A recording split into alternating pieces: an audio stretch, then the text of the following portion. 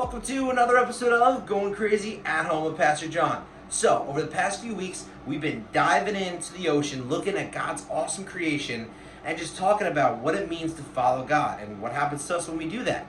How do we do it? All these different questions we've been talking about. So, we're going to keep talking about it today, but first, we got to start off with some fun. We're going to be playing a game called Find the Pearl. We played this game before. This is the game we're going to find the pearl inside one of the shells. We're going to shuffle it up. So, I need your help. You got to scream out, shuffle, to start the game. Ready? 3, 2, 1, shuffle.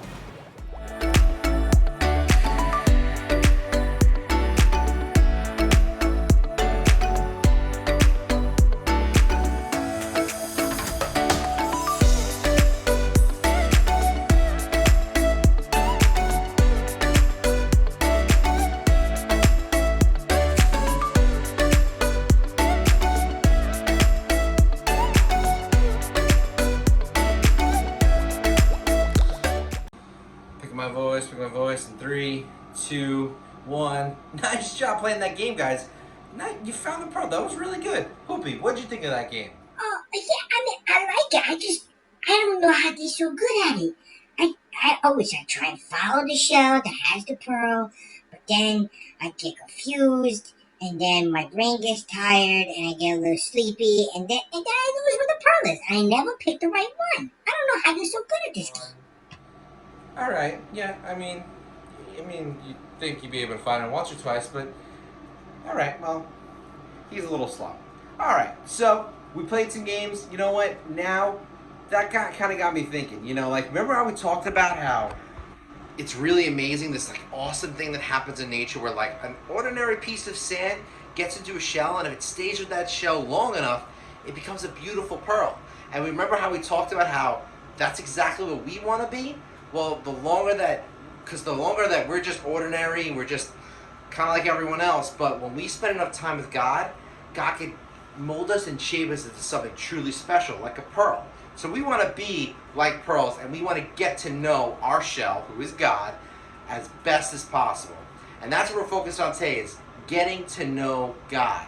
So our need to know is get to know God. Get to know God. Get to know God. And one of the best ways we get to know God is by spending time in His presence. And that we do by worshiping Him. So let's worship God for a little bit right now.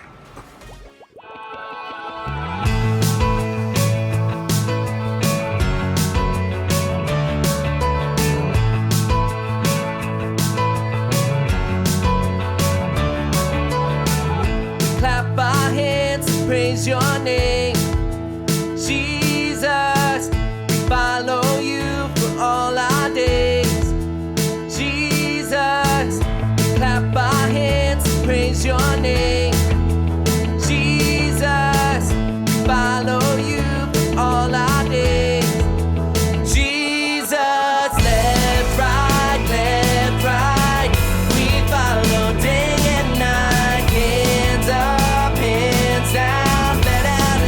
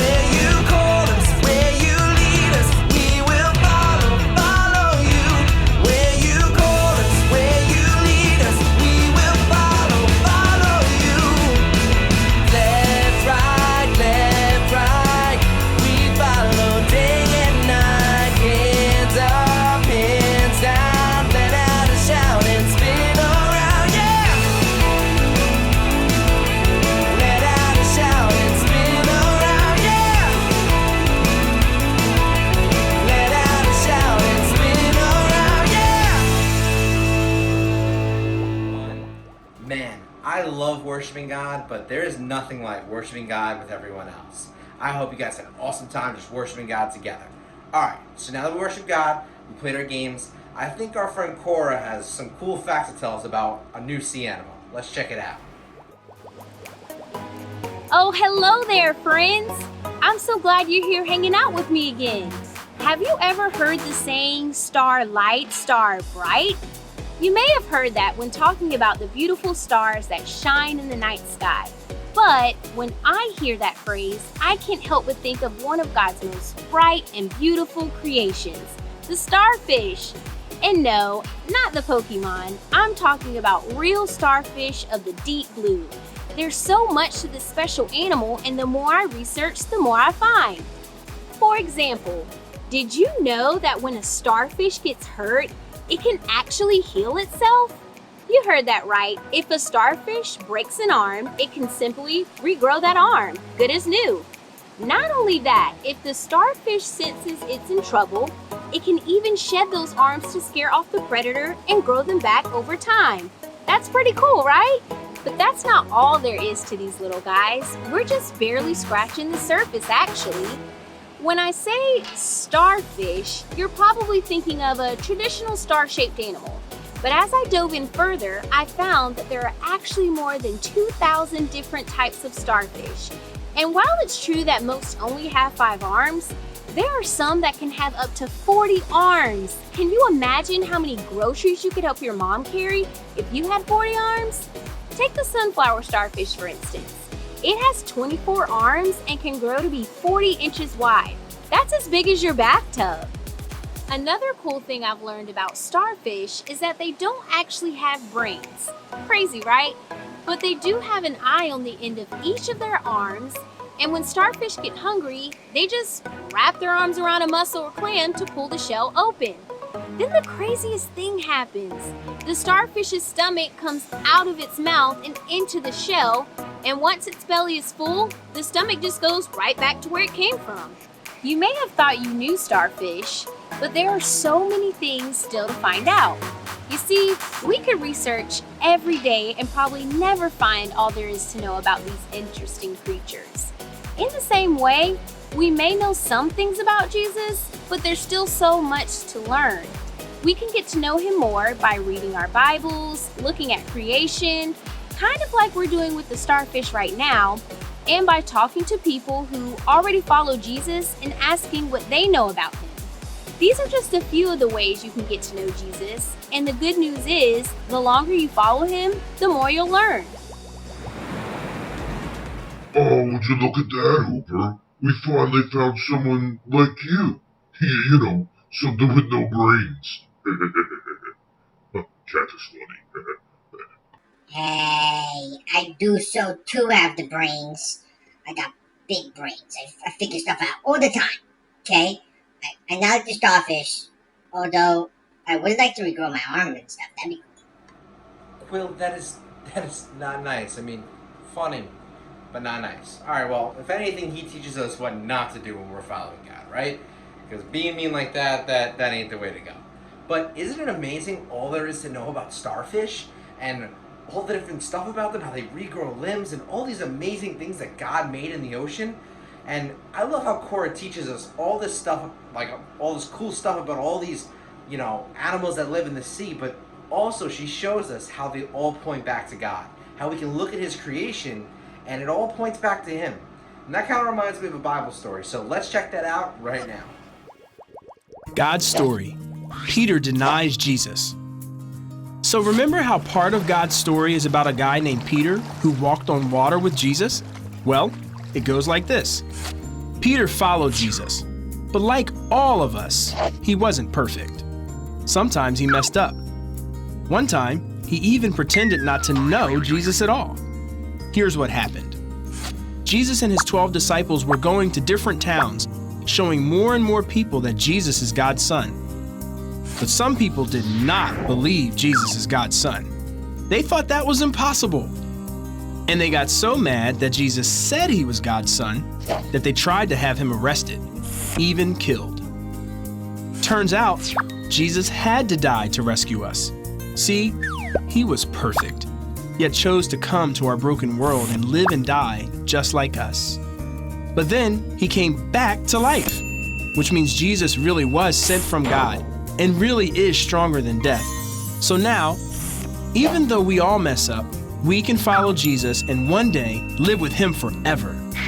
But at the time, Peter and the other disciples couldn't have known all that. They believed Jesus was God's son, but they didn't know how he would rescue us. One night, Jesus did get arrested. Peter and the disciples were sad and scared. They could get into trouble too, just for following him. So when a servant girl recognized Peter and said, "This man was with Jesus," Peter said, "I don't know him." Then someone else called Peter a follower of Jesus and he said, "I am not." A third person said Peter knew Jesus and Peter said, "I don't know what you're talking about." Right then,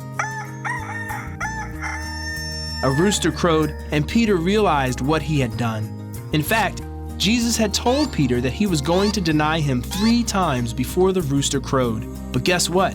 That means Jesus knew Peter would mess up before he even did anything, and Jesus loved him anyway. The best part is, he feels the same way about us. Peter would keep on following Jesus and show many more people how to follow Jesus, and we can too. And that's part of the story of Peter. So, in case you missed it, here's the quick version. Peter messed up. People arrested Jesus. Peter pretended he didn't know Jesus. He did it again. He did it a 3rd time. The rooster crowed. Jesus still loved Peter. We mess up too. Jesus still loves us. Peter followed Jesus. We can follow Jesus too. And that's a part of God's story. Isn't that story incredible? We've talked about this story a couple times before, but it's truly amazing to think that Jesus knew Peter and knew the things that he was going to mess up, and he still forgave him and loved him anyway. And if that's the case with Peter, it's the same thing with us. Jesus knows us so well, and he knows the ways that the things that we're gonna do great, and also the ways that we're gonna mess up. And he loves and forgives us anyway. And that's why it's so important to get to know God, because the better we get to know him, the better we get to know Jesus, the more we'll understand how much he loves us and he forgives us, and he'll always be there for us. The more we know him, the more we know that he will never go anywhere and he'll always be right by your side. He is our rock that we can stand on, that will never move. And that's who Jesus is to us. And that's why it's so important that we get to know him, so that no thoughts and no lies from anyone else can ever tell us that he will not forgive us and he doesn't love us. Because he always will love you. He will always forgive you. And he'll always be there for you. So, that's why we gotta get to know Jesus. Alright guys, that's all the time we have left for today. I hope you had an awesome time. I hope you have an awesome rest of the day. See you later.